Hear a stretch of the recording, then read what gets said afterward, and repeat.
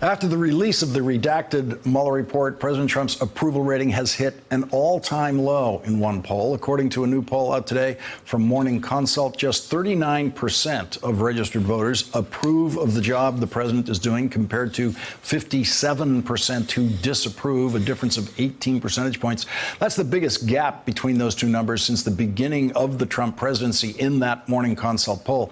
On Sunday, as the country was digesting a report that showed the Trump White House staff refusing to follow the president's orders repeatedly and describing the president as dangerous, the president tweeted, "I have never been happier or more content."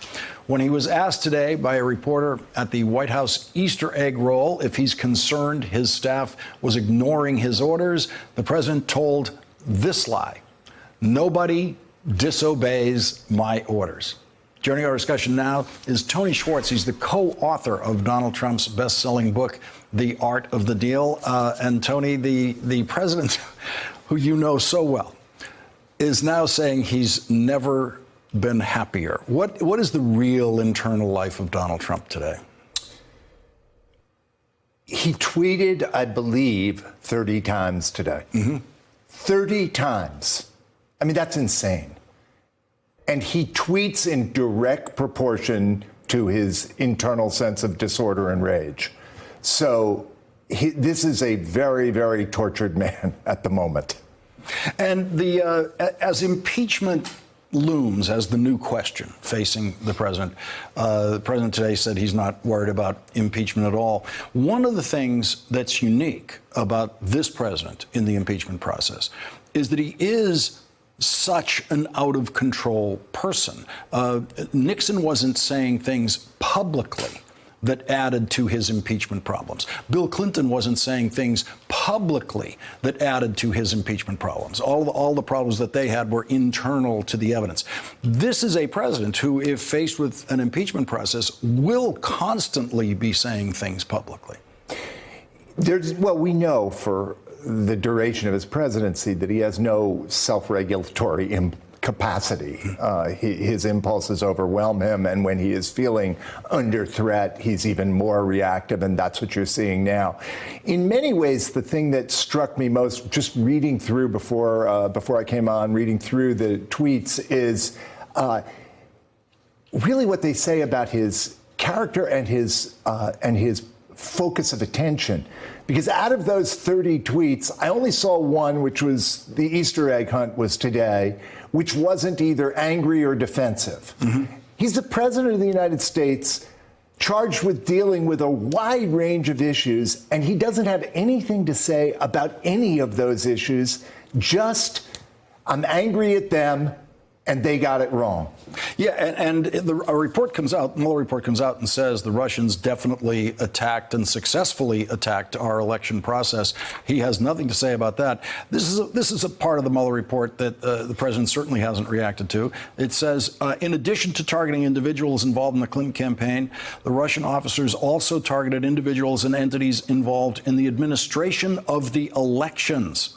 Victims included U.S. state and local entities such as state boards of elections, secretaries of state and county governments, as well as individuals who worked for those entities, all in an effort to help elect Donald Trump president. Donald Trump got that help. He became president. He wants that help again, doesn't he?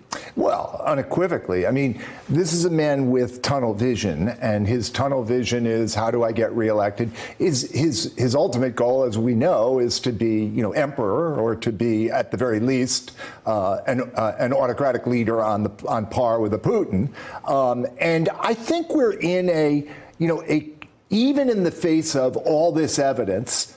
Listen, let's be clear. He's gotten away with it over and over and over again. And there are two voices in his head. One says, no matter what I do, I always get away with it. The other says, at some point they're going to get me because I'm a fraud and I'm a liar. And those two impulses are operating at the same time. And I believe that we have a parallel process, which is, remember Samuel Huntington, who 1992, the clash of civilizations. I think we're in a clash of not civilizations, but of worldview. And I think you're seeing it in bolder and bolder relief, which is that percentage of the population that Trump represents. I think about what is the worldview that's so under threat that you're seeing this level of reactivity. And it's actually, I think it's mostly about patriarchy. It's about absolute authority, certainty, hierarchy. And Trump wants to hold on to that. And the people who support Trump, for the most part, are the ones who most fear they're losing that long-standing, top of the pyramid place. And set against that, so that I can not lose all hope and faith, set against that, I think, is something potentially quite beautiful that we're starting to see, which is an equal and opposite reaction. That's a physics principle. So to every action, there's an equal and opposite reaction. And that is the courage, the addressing of real issues. You can either be more exclusive or excluding or inclusive. You can either expand or you can contract. And those tensions are so alive in our culture right now. And I believe that there's no guarantee that we're going to come out of this okay. But if we do come out of it, the pain that we've experienced may unleash an evolutionary leap that would not have happened otherwise. And what it has unleashed so far is a 57% disapproval rate of Donald Trump. Tony Schwartz, thank you very much for joining us tonight. Really appreciate it. Thank you. Thanks for checking out our YouTube channel. Subscribe by clicking on the button below for more from The Last Word and the rest of MSNBC.